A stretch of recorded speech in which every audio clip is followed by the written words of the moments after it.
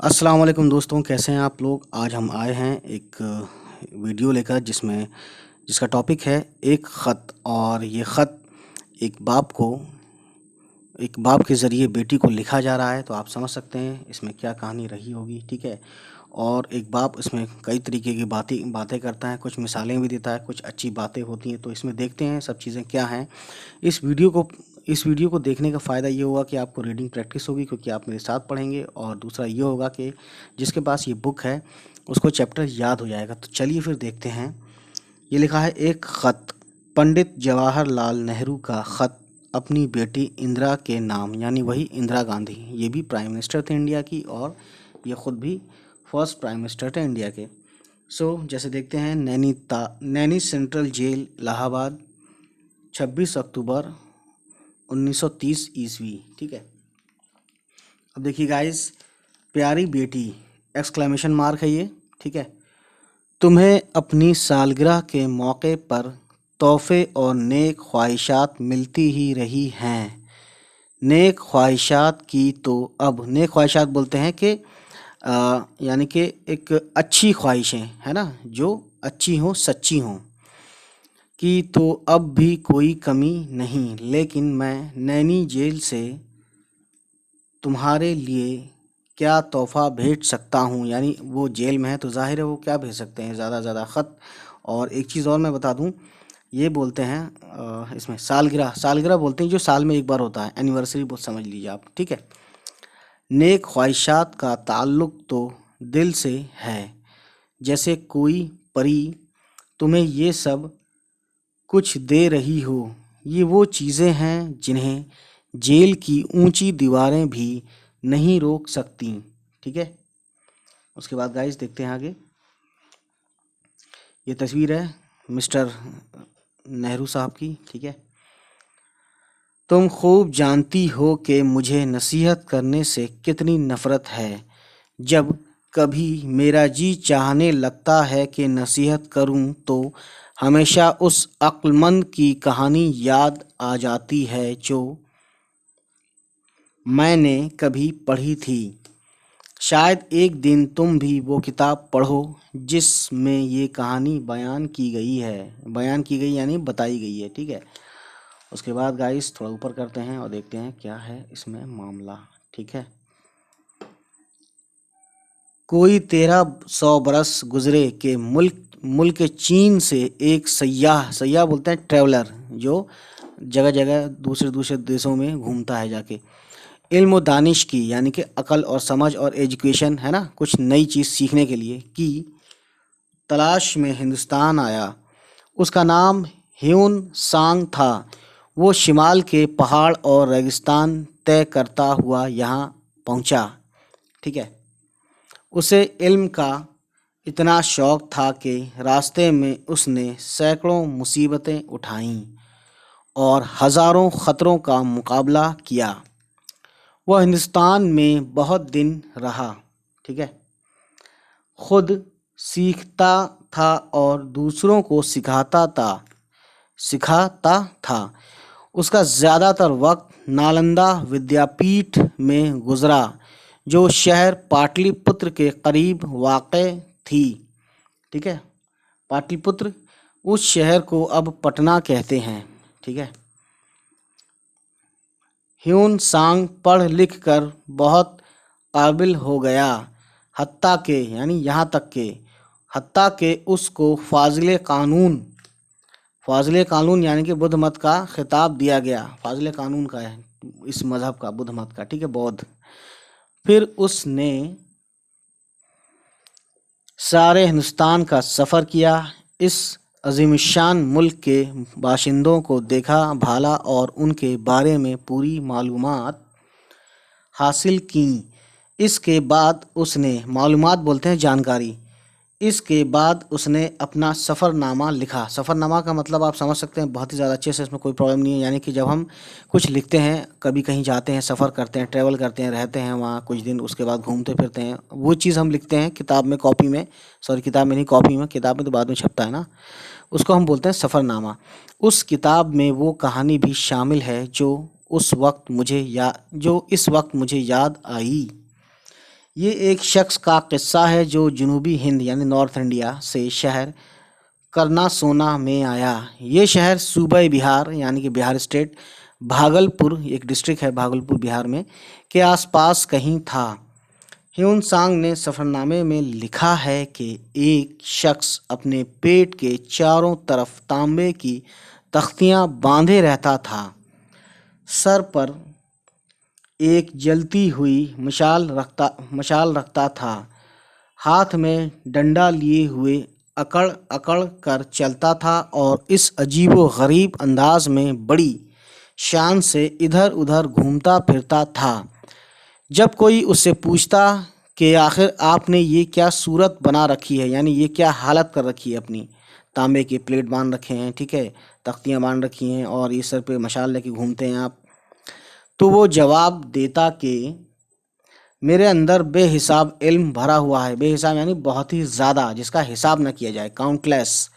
मुझे अंदेशा है कि कहीं मेरा पेट ना फट जाए, यानी कि इतना ज़्यादा एजुकेशन है मेरे अंदर पेट में कि कहीं डर है फट ना जाए। इसलिए उस पेट को फटने से उसने क्या किया, तख्तियाँ लपेट ली हैं, यहाँ पे जो लिखा है तांबे, और मशाल ऊपर लगा रखी है, ठीक है।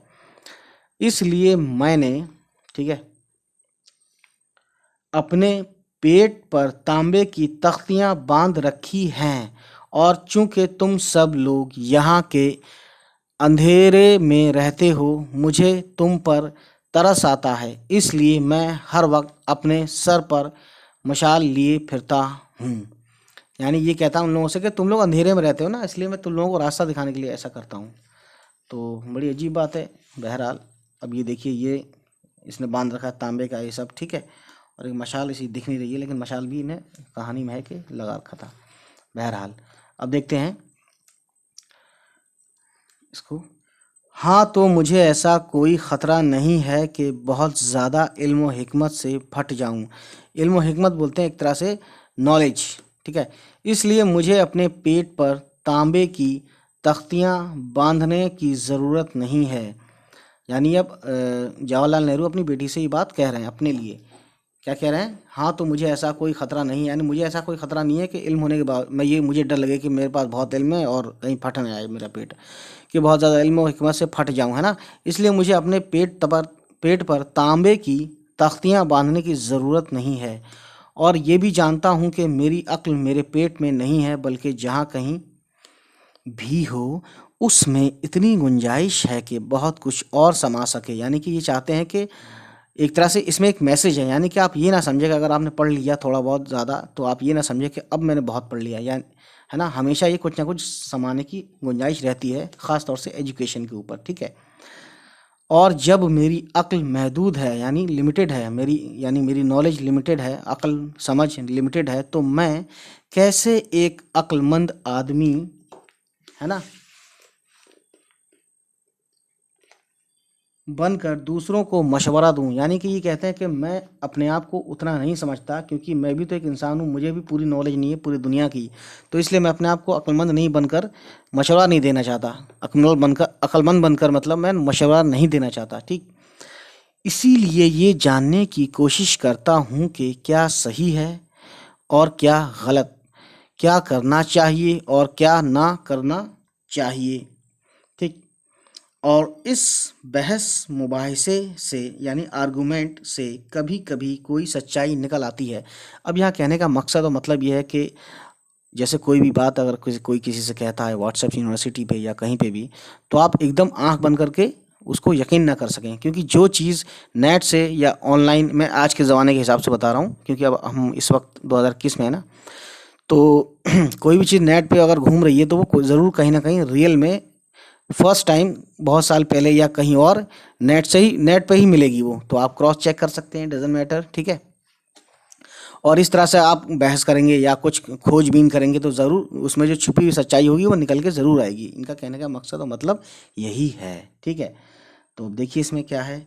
इसलिए मैं नसीहत नहीं करूँगा। अब ये अपने आप को नसीहत करने वाला नहीं बनाना चाहते, क्योंकि ये समझते हैं कि नसीहत करने से इंसान जो सोचता है कि ये मतलब उसको लेता नहीं है उस हिसाब से, जिस हिसाब से उसको लेना चाहिए, जिसको हम नसीहत करते हैं। फिर क्या करूं? खत बातों की जगह नहीं ले सकता। अब ये कहते हैं कि मैं जो भी मतलब लिख पाया हूँ लिख रहा हूँ। और वैसे तो बात करने का दिल है इनका, लेकिन ख़त है जो कि एक तरफ़ा होता है। क्योंकि ये एक तरफ़ा होता है, एक तरफ़ा यानी कि वन साइडेड है। क्योंकि ख़त लिख रहे हैं तो ज़ाहिर है सामने वाला तो आपको हैंड टू हैंड जवाब देगा नहीं। इसलिए मैं अगर कोई बात कहूँ और वो तुमको नसीहत लगे, मेन पॉइंट देखिए, तो उसे कड़वी गोली समझकर मत निगलो। यानी कि अगर मैं कोई आपको बात बताना चाह रहा हूँ या कोई मैं ऑर्डर दे रहा हूँ या कोई अपनी बात कहता हूँ मनवाने के लिए या मानने के लिए, तो इसका मतलब ये नहीं है कि मैं पूरा सही हूँ। आप अपनी तरफ से, वही वाली बात यहाँ आ गई कि क्या करना चाहिए क्या नहीं, अपनी तरफ से भी आप क्रॉस क्वेश्चन या सोचो समझो उसको कि कितना सही है वो चीज़, कितना गलत है। ठीक, बस ये समझो कि मैं तुमको मशवरा दे रहा हूँ, है ना, और गोया हम तुम आमने सामने बैठे बातें कर रहे हैं। तो एक तरह से इन्होंने काफ़ी दिल की बात कह दी इसमें। ठीक, और अब हम आगे बढ़ते हैं। मैंने तुमको लंबा सा खत लिख डाला, अभी बहुत सी बातें बाकी हैं। इतनी बातें इस खत में कैसे आ सकती हैं? तुम बड़ी खुशकिस्मत हो कि अपने मुल्क की आज़ादी यानी देश की आज़ादी, स्वतंत्रता, स्वतंत्रता कहते हैं ना, स्वतंत्रता या इंडिपेंडेंस की जद्दोजहद को देख रही हो। जद्दोजहद बोलते हैं कोशिश, ज़्यादा कोशिश जो की जाती है उसे बोलते हैं जद्दोजहद। तुम इस लिहाज से भी खुशकिस्मत हो कि एक बहादुर औरत तुम्हारी माँ है। अगर तुमको कभी किसी बात में शुबह हो और या तुम किसी परेशानी में हो तो तुमको माँ से बेहतर साथी नहीं मिल सकता।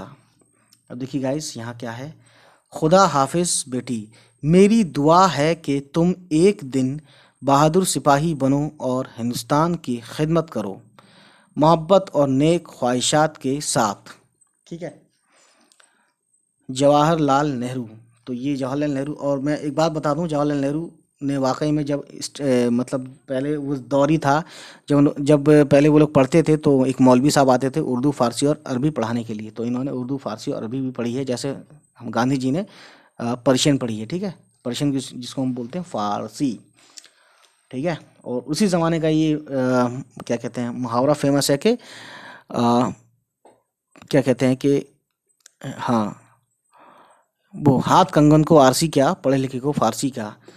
तो गाइस, इसकी वीडियो में डाल चुका हूँ क्वेश्चन आंसर्स की, तो आप देखें, और इसका लिंक मैं अपनी इस वीडियो की डिस्क्रिप्शन में दे दूंगा। तब तक चलिए फिर मिलते हैं आपसे, खुश रहें, आबाद रहें और हमें अपनी दुआओं में याद रखें। चलिए फिर, बाय बाय, टेक केयर, अल्लाह हाफिज़।